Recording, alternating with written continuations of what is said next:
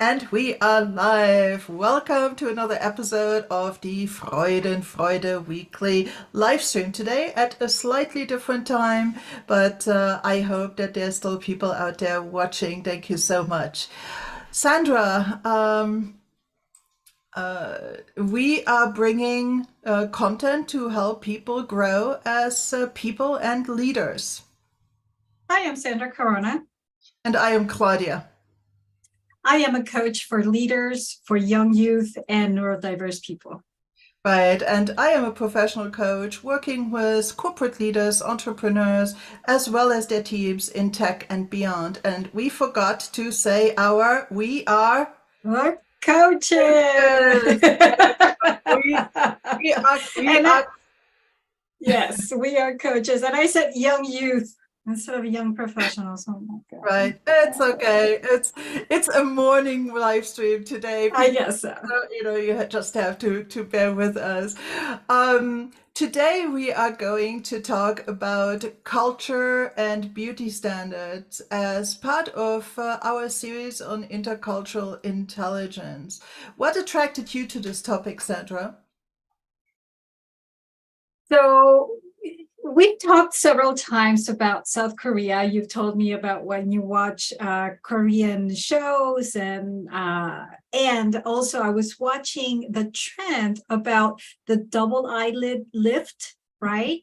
And I was wondering, how these kids from K-pop and all this kind of stuff, you can obviously see it, the trends. They have the trend, the V-neck, the V-style chin, the eyelids, big eyes, and very, very milky skin.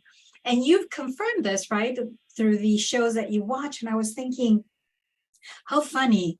Looking white is something that a lot of cultures like, but I think it's more to that side of like more Southeast Asia style than it is on this side, because on this side, you have like the bronzy skin, the nice dark hair, and all this kind of stuff, and keeping it simple as well. While as the other side, it's supposed to be like do the little details very subtle and just make yourself look better, right? So I was going through that you was telling me about South Korean trends. Right, and just a little bit of background for the people that might not know. My husband is of Korean origin, American of Korean origin. It is his grandmother who went to the US back in 1921, people, a long time ago. Yes, we're dating ourselves. And that's like over 100 years ago. But in any case, it really got me interested in Korean culture. And this is not just from watching shows, obviously, but from following the culture maybe a little bit more closely. Also, just because I'm interested in intercultural intelligence and things like that. And, everybody knows that there's this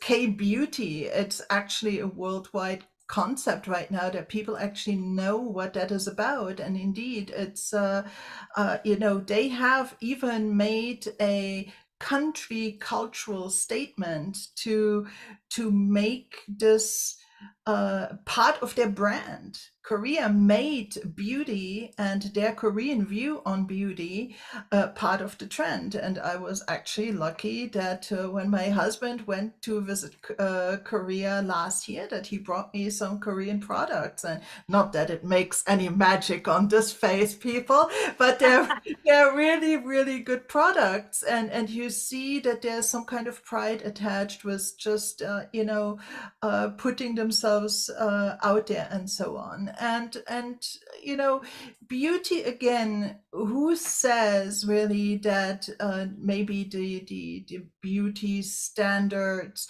as Koreans imagine them to be are the ones that everybody finds beautiful. Everybody finds different things beautiful.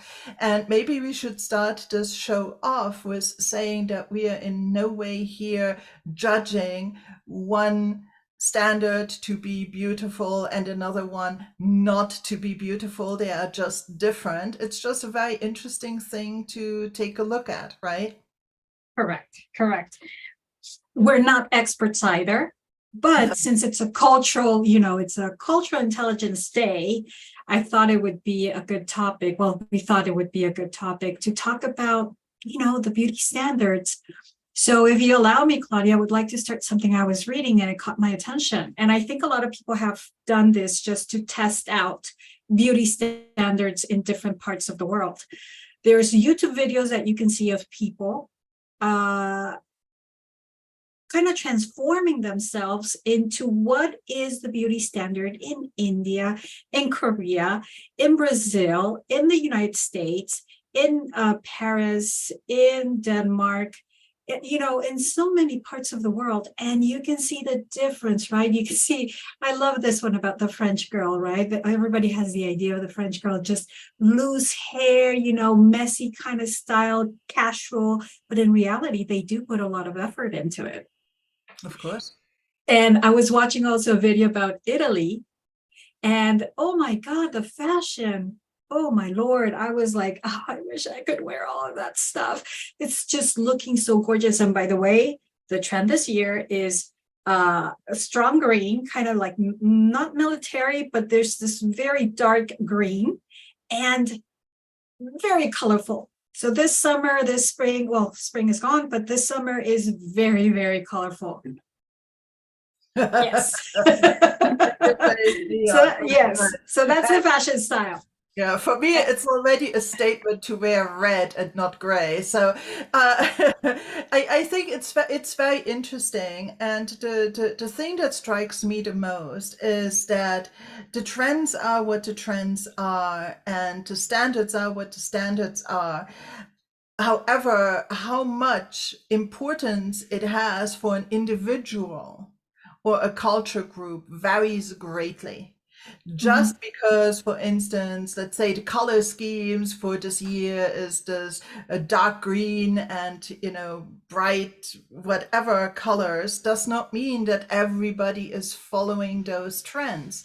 And let's Right. also, really make this distinction here that on the one hand, yes, we have the trends and maybe even the cultural preferences of the country or the culture group that people are part of. But on the other hand, it's a personal decision ultimately. And, maybe one of the very first things that we should highlight is to accept when people don't follow those trends. Right. And that it's a personal decision whether you're going to go out and spend all your disposable income on the current colors and the latest fashion and things like that. And if you do, that's great. If you don't, Yeah. that's also okay.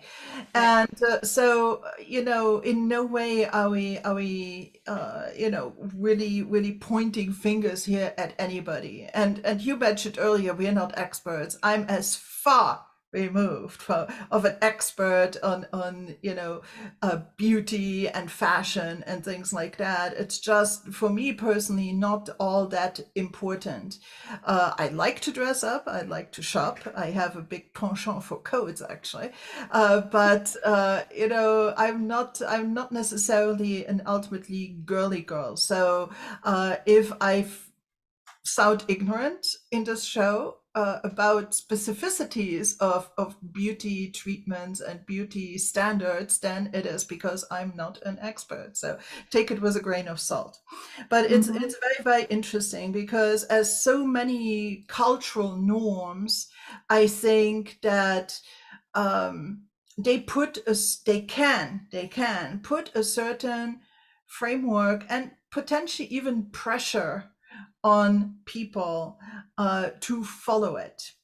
And Mhm. so what's your sense regarding that? How important, for instance, is it for you personally to follow these trends that you identify? Is it an imperative? Is it a suggestion? Or is it something that you frankly don't care about? Okay, so this, I believe it has a lot to do with your mood. Okay. Considering that for some time I felt very, very lonely, very, moving here to Saudi Arabia, it was a cultural shock. There was some adaptation that needed to happen. And I had, my moments where I wasn't very attracted to looking into the fashion here in Saudi Arabia. And until most recently that my mood has changed, and I imagine that it's because I'm returning, I'm repatriating next year. um, I started to see that trends are a cool thing. It is a nice thing to do. However, I don't see it as imperative.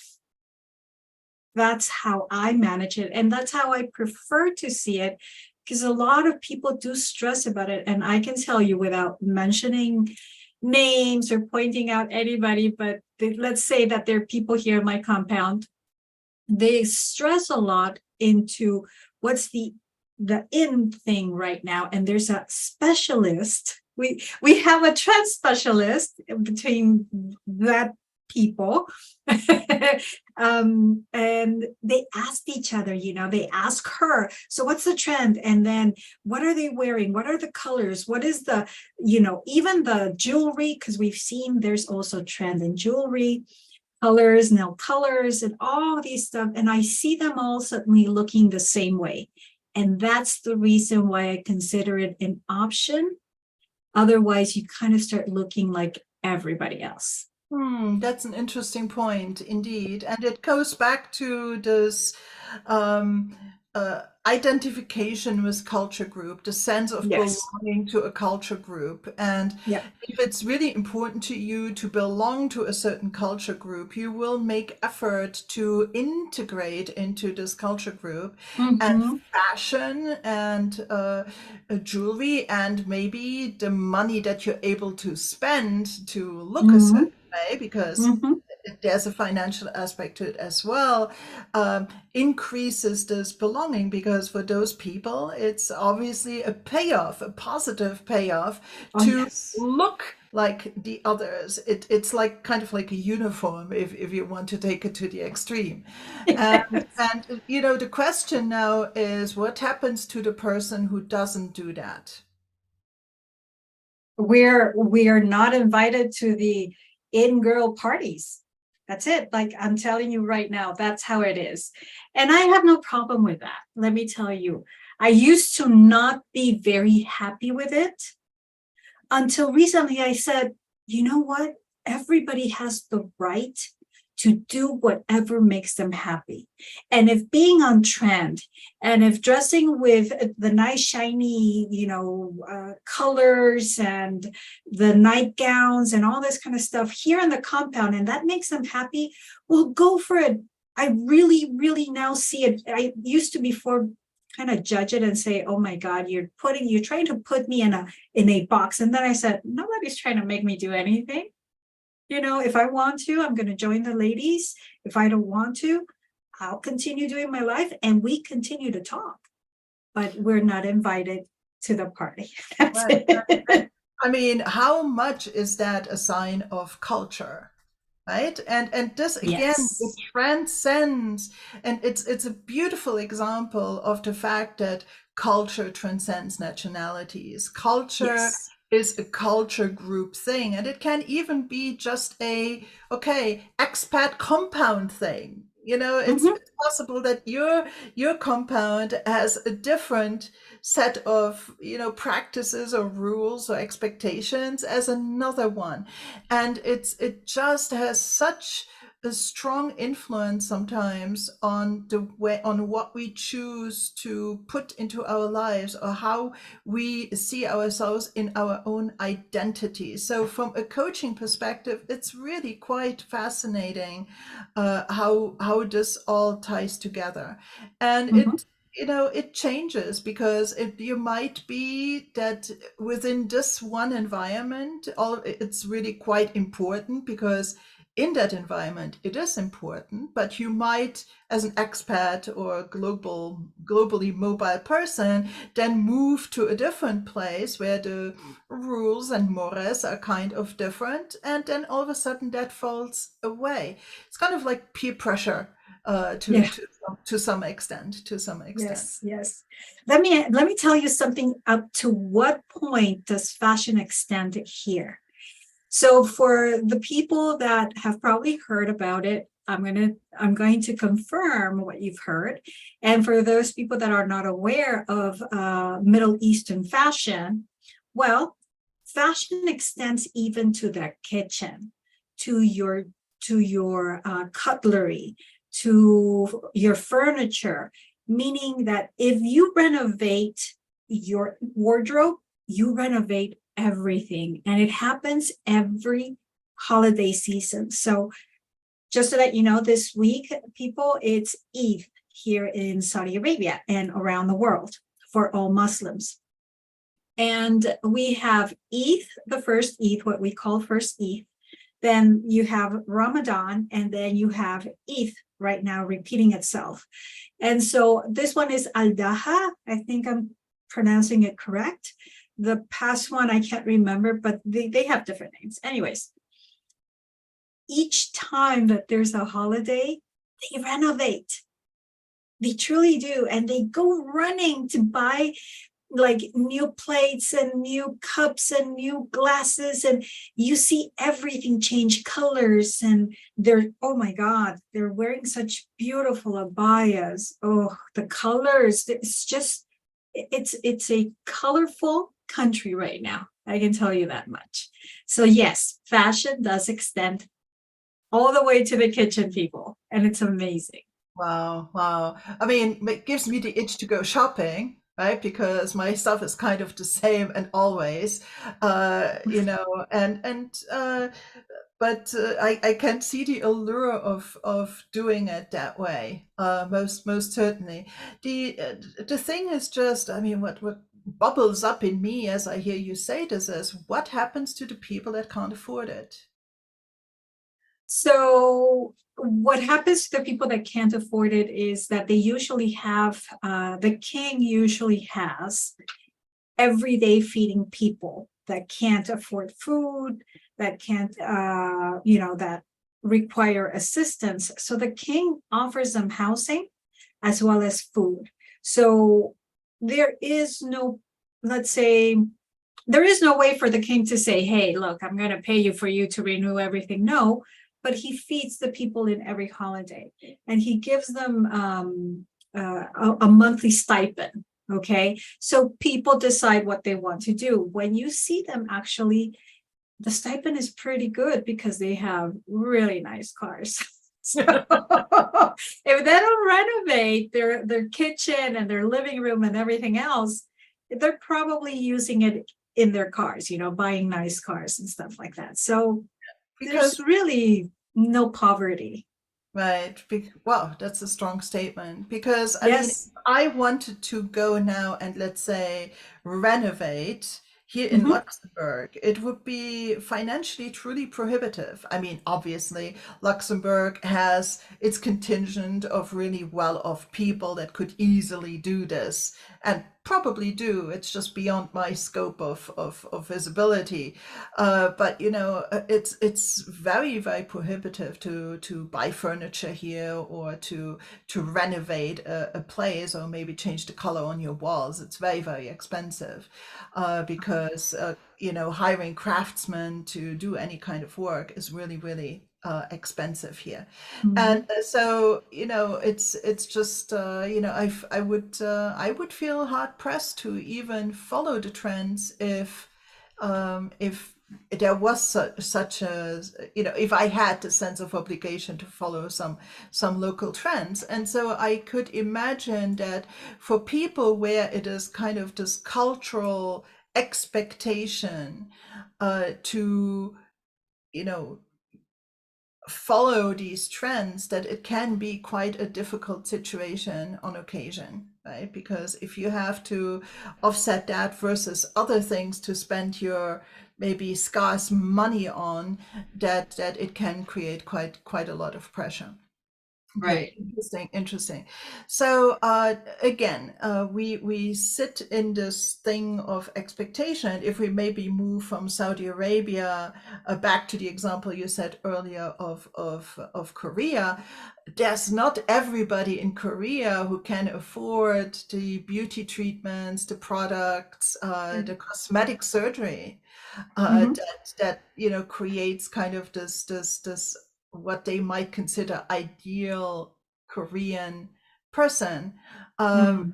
and so I think that it creates this gap between the ones that can and want to, and the ones that can't, or maybe even don't want to, right? So Mm-hmm. I think that we have to beware in terms of what kind of discrimination can come in because of that. Maybe you don't get hired because you don't look a certain way or dress Mm. way. Yes. Maybe you can't get married because the family does not agree because you're not presentable enough and things like that. So it can be truly a lot of pressure. And not everybody looks that beautiful. It just doesn't happen. Not everybody can be a beauty queen, and nor does necessarily everybody want to. So it can be quite an important part of your self-concept, but also your prospects in life. Right. And so and we all already as young teenagers, I think especially girls get uh, it's kind of like the pretty ones, and then the less pretty ones, and then the not at all pretty Populars. ones, right? So I think it already makes kind of this distinction, even with young teenagers. I mean, maybe in my time they were a little older, but nowadays you see already girls like 12 years old really interested in that kind of stuff and really discriminatory about these things. So Yes. culture can already exist very early on, um, and I think that we have to uh, be aware that this kind of thing um, can lead to discrimination, because the beauty that we see is very much part of this first impression that people get of you. And if then this beauty standard culture is very high on the on in the person's mind, then getting this first impression of this person, whether they adhere to or not, we have to be careful that we do not generalize our You. view, thank you, of that person because of the way that they look, but that we give them a chance to show up as a whole person and not just about what we see. Right. As a concrete example, I was in an interview with a CEO of a company recently for a contract, and I'm not your 20-year-old bright-eyed, I have bright eyes, okay, but not bright-eyed, bushy-tailed, young, skinny, high fashion type of person. And if that is what the CEO would have looked for, then I would not have gotten maybe a positive outcome of this, because it might have been very high on his list of things that are important, versus this gentleman truly looking at what I can contribute, at my skills, my experience, my competence, my energy, my passion, and so on. And that was what was important to him. And so the interview went really, really well, and I appreciated that. But I must say that it was a concern of mine before walking in there. Mm-hmm. right? Especially Mm-hmm. since I go and as a representative of this company, I am going out to clients, to their Right. clients, right? Right. You're So the image. I think that even if you're not truly somebody who is for whom it is important, I think that it can become a thing that you might give thought to the extent that you can, because if that's not important to you, don't know as much about it. You Right. don't know as Right. much about it, to at least show up and be the part, right? And then I think it's up to you to decide to what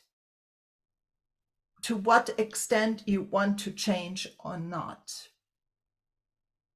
Right. I mean, at the end of the day, like they say, beauty is in the eye of the beholder, right? And each country has their beauty standards, like we've said before. They have their biases. And what I believe that happens with uh, racism, when we're talking about beauty standards, I think it's because people would want to apply the platinum rule, which is something that Chabatoth kind of brought into the scene, where I love the idea that the platinum rule is more about accepting differences. It's about leaving to the side your biases. It's about treating people the way they want to be treated versus the golden rule, treating people the way that you would like to be treated, right? So if we were to treat people the way that they would like to be treated, well, let's put it this way. You would look at the person and just continue walking, right? And just admire the person for who they are, not for what they look like. Because that's really what everybody should be doing. I'm not going to say that it's as easy as that, right? But we should strive for that. That would be a nice idea to say, we're not alike, we're different. And you know what? I like that color. I mean, there's always something to admire. That's my point with this. Admire, don't judge, don't compare yourself, because comparing is really the difficult part about beauty standards. We want to base it on what we know and understand as beauty.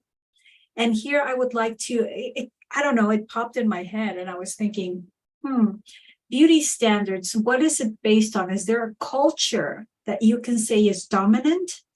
No. Really, I think in this case, no. Because again, each country says, for example, going back to South Korea, what I was looking at is that the lips have to be a little bit juicy, kind of reddish, pinkish. You know more than this about than I do, but I was looking at it and I thought, interesting. Now the color of the hair, right? Thanks to all the comic strips and all these kind of new things that you're seeing, purple, blue, orange, yellow colors, and they look great. They look fantastic. Then you look at the American culture, and one of the things that I was reading is that in reality, in America, there is no beauty standard just because of the variety of cultures that the country has. So while Indian American girl likes to do their eyes like me, with the cat eye look, and maybe wear orange or red lips. The other girl, maybe next to us, she was probably raised in Denmark, and she's more casual. She wears no makeup and only probably just wears some blush. Yeah, some blush. So there is nothing that we can say, hey, if you don't look like I believe beauty standards are, then, then you don't fit in with how I believe things are. So at the end of the day, again, beauty is in the eye of the beholder. And how you want to see people is just by admiring them. That's for me what I would like to continue doing. What do you think, Claudia? Right. And I agree. It's just one part of the person. And, going beyond just the outside appearance, I think, in my view, is really quite important. Uh, Yeah. the thing is also, I think that even though beauty is in the eye of the beholder, it is also a personal decision. Let's cycle back to that. It's a personal decision, meaning I will do me my way. Hmm. Hmm. And if I don't get invited to the compound party, in your case, then that's perfectly fine. Yes. It is, Oh, yes. for me, my beauty, the way that I see it, living that is more important than, let's say, being part of that in crowd. Yeah. And like every decision, there's always benefits and drawbacks, and I think that it is just part of this. If we look at today's global workforce, however, where diversity is written in big, shiny, blinking colors, Hmm. homage to your sign in the back, it's the we are likely then to see people from different cultures because it's a global workforce, and we might Hmm. have a I'm just giving examples, a lady from Africa with very beautiful large ethnic accessories and maybe beautiful Mm. dreadlock hair or something like that. And then we might have, let's say, and again, I'm stereotyping just, and I'm going to extremes to make a point, the girl from Korea who does her things just so, and maybe a person from America who values comfort over Mm. being forced to do certain beauty things. And oh my god, I can't believe I'm like stereotyping like that, but No, you're it's just to make a point, right. to accept that, to Hmm. just not to judge, not to say, oh, this person is more beautiful, that's why she might be more competent, or I welcome her more than Hmm. this other person. And Hmm.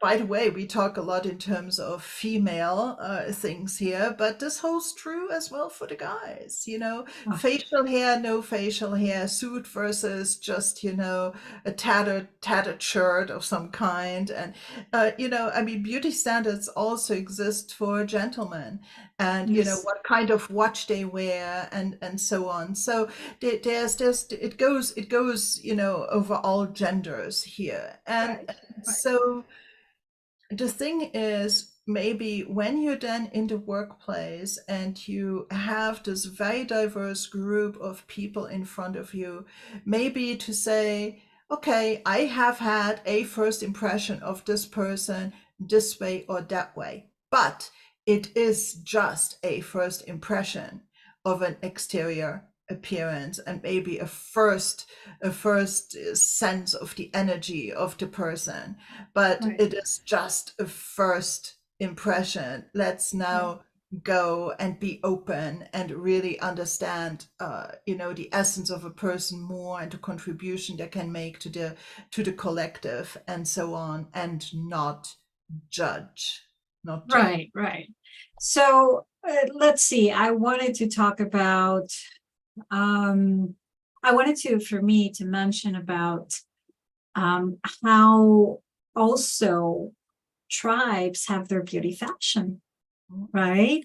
And and how tribe beauty standards or trends transcend to the outside world. And you can see it, for example, in the beauty trends, as for the color here, that I don't know the tribe, that but they have these long necks that you start creating with that necklace that is like a curl around their neck, right? And they start adding, or I can't remember how it is. No, it starts twisting. They start twisting, and so their neck starts growing. And so the longer the neck, the beautiful, the more exotic, the sexy, if you want to say it, they are. And if you think about it, kind of sort of goes also with the idea of women with longer necks have the ability to wear longer earrings. And that is something very nice that we see. So we're not very far away, regardless of where you are around the world, regardless if you live in the forest, in the Amazon, if you live in the most beautiful city or country, you're going to realize that at some point, somebody, all the women, if you were to put them all together, we are just women, people that like to look nice, right? And I think one of the things that caught my attention is that red is very popular regardless of the culture. Right, Claudia? You like your red.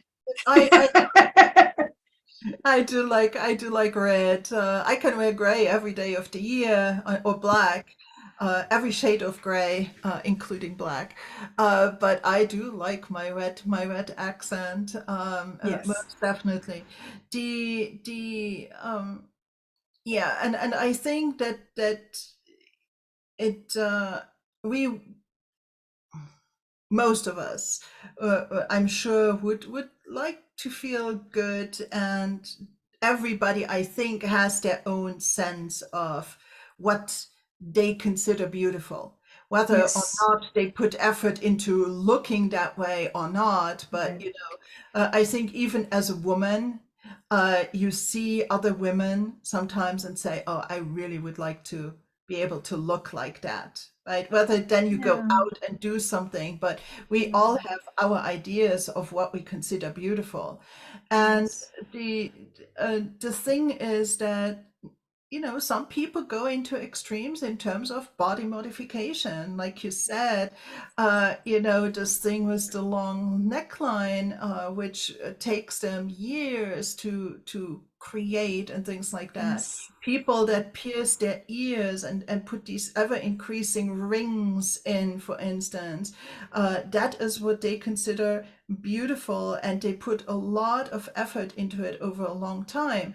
On the other hand, you might have people that do cosmetic surgery. They alter their face, their eyes, the shape of their face. Others might have liposuction or whatever. There's body modification. Let's talk about tattoos and scarring and things like that. I mean, people go to some extremes sometimes to create the sense. And I think, especially in terms of tattoos and things like that, and even fashion and makeup, it can become a thing of self-expression. Because yes, we have the beauty standards and trends created by society, but then we also have these people that use sometimes the opposite to stand out from that Mm. and be different, and Mm-hmm. to swim against the flow, essentially, Mm. right? Mm. um, Mm-hmm. and if everybody wears bright colors, there's some people that are goth, and they wear the black lipstick and the black clothes, and And yeah, that's beautiful. and that's Yes. Mm. beautiful as well. And so I think that for some people it becomes a sense of expression not to do it, and we have to be okay with that. We have to be okay with that, and also not assume, like, I was in a course, and it was actually also with Shabbat, where he showed the images of different people, and there was this one gentleman who was obviously a biker, yeah, like tattoos and um, just the jacket, and it was obviously a The biker. Harley Davidson look. Harley Davidson look. You all know what I'm talking about, Yeah. right? Yeah. And it's like, what do people then assume when they say that? And in the course, people were saying, yeah, he must be a biker, maybe he's part of a gang, and I wouldn't like to meet him, like in a dark alley at night. And there Hmm. were all these concerns and sometimes fears and things like Perceptions. that, bubbling up because of just this one photo that people saw. Turns Yep. out it was a very generous person. I think he was a pediatrician. He actually was in his office where he treats patients, and probably just the nicest guy that you would entrust your children with, right? And Yes. I think it comes again that assumptions can be very, very dangerous. And Hmm. first impressions, yes, we talked about it, but also just underlying assumptions and uh, judging the intent with why people do it. And maybe wearing a jacket with chains on them and having tattoos is not in his intent a sign of aggression or a sign Hmm. of gang membership, but it's just a sign that he likes to ride his motorcycle and he likes comfy clothes, and he just liked this jacket. He just Yes. happened to like this particular jacket. Hmm. And so um, there's always this dichotomy, I think, between more abstract cultural um, trends and concepts and overarching kind of things and the personal reality of living in this Mm. culture. And I think there's a huge danger in labeling people because of adherence to a trend or not. And if anything, we should allow for more observation and Mm. give people, however they look, the benefit of the doubt. Mm. I think culture, Hmm. that's part of cultural intelligence, is to maybe put away these cultural assumptions that we make, because we live in our own culture, and our own culture shapes our own preferences, in this case about what is beautiful and what is not. And to Hmm. allow for the state that other people have different cultures, different preferences, and that maybe for them they are able to transcend their culture. Hmm. Even Hmm. though they are from a place or from a culture group, they decide to be individualistic and do their own thing. And Right. so it's just like, it's not all that important. And let people be happy the way that they dress. And, just consider that they do it just to feel good about themselves. And then, you know, do your own thing the same way and live and let live, and just let's all be happy together. The one thing that I was noticing that, sorry, I had to snap my neck, um, that there's something that is global and in the beauty fashion world, and that is how you look at people, okay? How you talk, even body language. There's a ton of body language. I was about how sexiness is perceived, right? Or how beauty is perceived based on how you look at the person. And I was just thinking about how in the model world, in the supermodels, or well, there's no more supermodels, but just models, how still staring and just looking down, that is considered very powerful and very sexy in women. Whereas in South Korea and China and these Asian countries, it's usually the right. This is cute and this is not sexy, but this is what usually is expected. Now, please correct me if these countries, how do they define sexiness? What is the trademark that defines sexiness?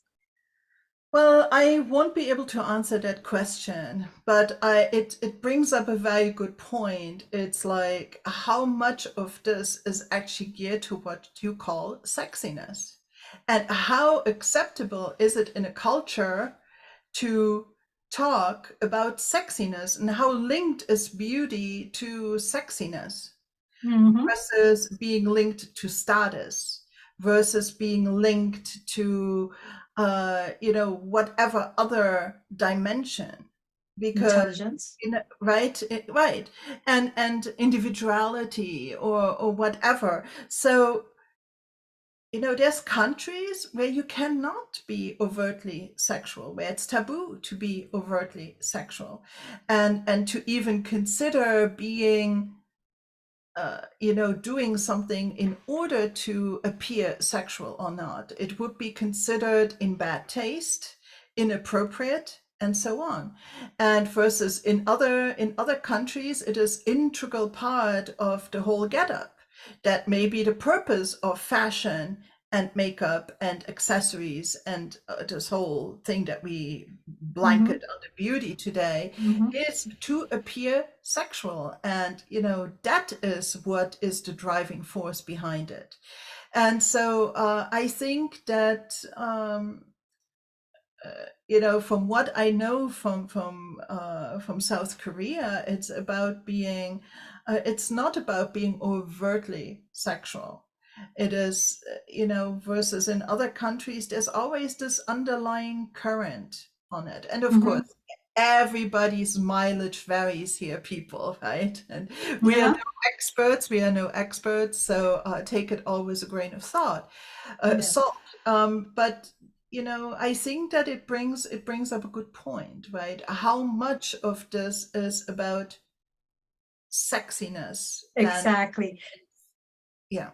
I wanted to also mention now, you brought also a very good point. We've been talking so far about females, but now the male, how do males, what do they do in their fashion? What is important for them? And I was thinking about politicians. Is it important for a politician to be handsome? And I would say that not so much, that it is more about charisma, right? Charisma is actually what wins females, what attracts females towards men. Because, oh my God, have I seen men that you would say, I would not turn around and look at him, but there is something about that men, and that is their security. So for men, I think beauty is different. And yes, if you are blessed with looks, with the very nice eyebrows and eyes, whatever color, and the lips, and And the bless jaw, you, right? Exactly. bless you, right? The chiseled jaw. But if on top of that you have charisma, you know how to talk to people, you make them feel unique and special. Clinton knew how to do this. This is something that they've always admired of Clinton. Clinton is one of the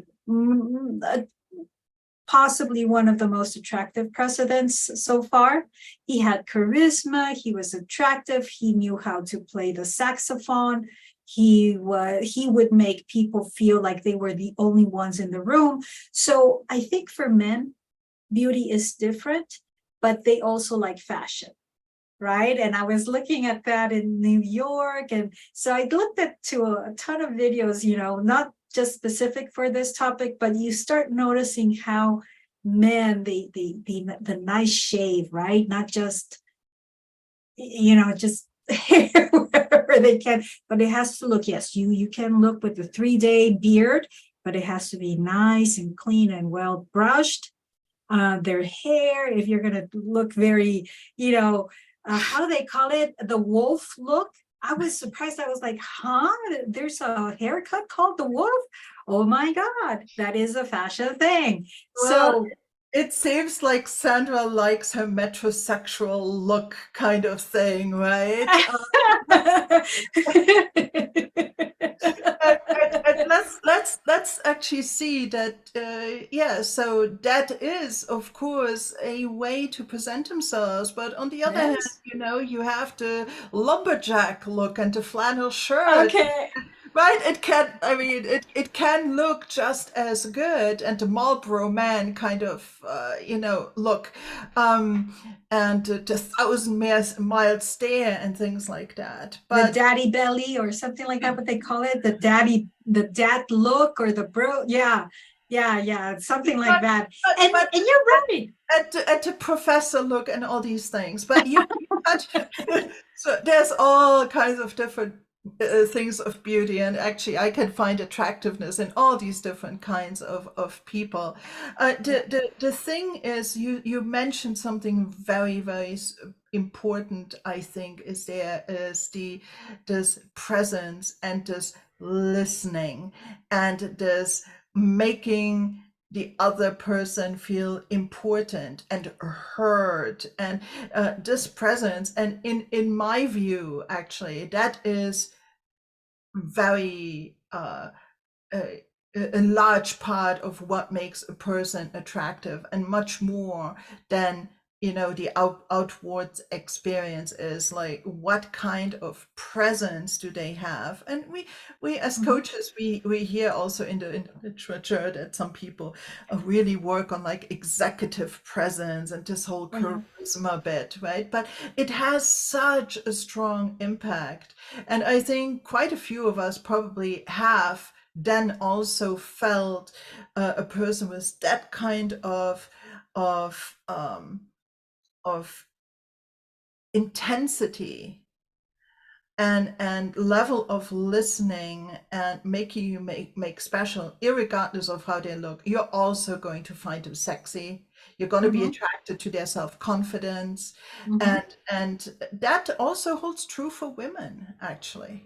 Women also can have an incredible presence, and even though they Mm-hmm. might not be the stereotypically most beautiful woman in the room, or wearing the most expensive clothes, or having the most fancy accessories and stuff like that, some people you just notice, and especially you notice the way that they make you feel, Yeah. right?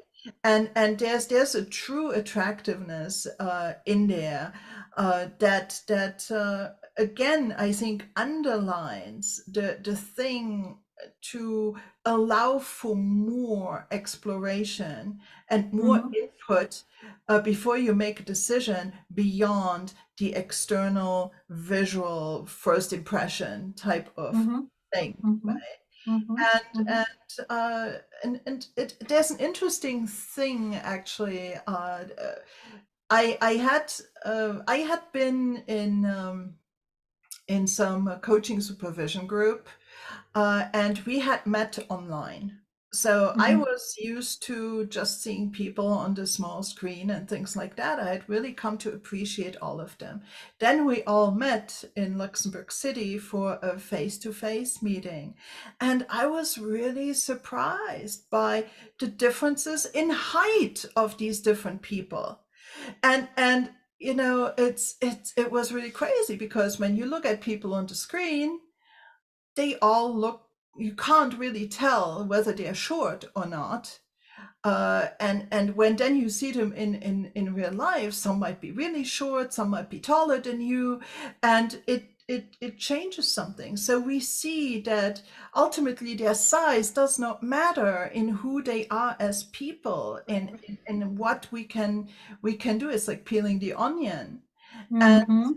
I think that abstracting away from those things and really giving the people a chance to, or giving you the chance to learn about the people and what makes them tick and what makes them beautiful, and maybe with the sense of curiosity go out there and see them as their whole selves, is probably um you know, right in line also with the basic tenets of cultural intelligence in Mm-hmm. go out there and be understanding, be open. Do not see Right. everything through your lens, and Mhm. recognize culture where it happens. I Right. think reality is a filter, and that's something that we have to accept. There is no reality. There is no standards, right? There is only perception. And so if we were to come to terms that there's only perception and not reality, we could probably start helping one another to say, hey, let's admire ourselves for who we are, for our individuality, for how we treat others and how we treat animals and how we treat people and our loved ones and our elders. And I think these things also make a person beautiful, and they also should be kind of a trend, right? How you treat people and animals. So just something to kind of almost end, because it's 1 o'clock here in Saudi Arabia. I really think that we should learn to appreciate this beauty diversity across Mhm, cultures, not just cognitive diversity, but let's cherish all the differences mhm, that exist, and then to some extent just live and let live, and mhm. it's all good. And especially also I think when you are in a work setting in particular, it should be about the contribution of the person, the way that they're able to communicate and collaborate, the work that they can do, the brilliance in terms of idea generation and things like that. Value Right, that and give that a chance to shine before you draw blanket conclusions like right. related to you know whatever beauty. And it's very interesting, Sandra, we didn't even touch on skin color as part of Oh, beauty, right? that's right. And Right. really because for us, ultimately, it isn't. Right? I Mhm. mentioned earlier maybe the African lady was big jewelry. In my Yeah. mental eye, she was black, but it doesn't really matter to me. Right. But it Right. will matter to a lot of people. It will matter to Yes. a lot of people. So Yes. Yes. I think again, it's be open, be Mhm. open and appreciate, and and hope that other people then as well will be open to your expression of your own beauty, Right. whatever it may be, and to Right. your self-expression. Correct. Correct. I love that. That's perfect. Is this a good place to stop? I think it's a good place, Claudia. Okay, fantastic. Well, everybody, thank you so much for listening to these two ladies talking about culture and beauty standards. I was happy that Sandra was here because she obviously has more understanding about this matter than I do in terms of the intricacies of beauty, and that's all nice and good. There's diversity at work. And so, if you liked what you heard, if there's anything you would like to contribute, any insights you would like to share, please get in touch with us. Our contact information is attached to this video, and you will be able to connect with us individually as well on our social media profiles. So, that being said, we will be back next week again. And if you want to show us some love, please subscribe to the channel and otherwise engage with the content. Just tell your friends, tell your friends. Okay, so thank you, Sandra. This was Thank great. you, Claudia. And Yes, I liked it. yeah, Thank you, everybody. Thank you, we'll be Claudia. back. Bye bye.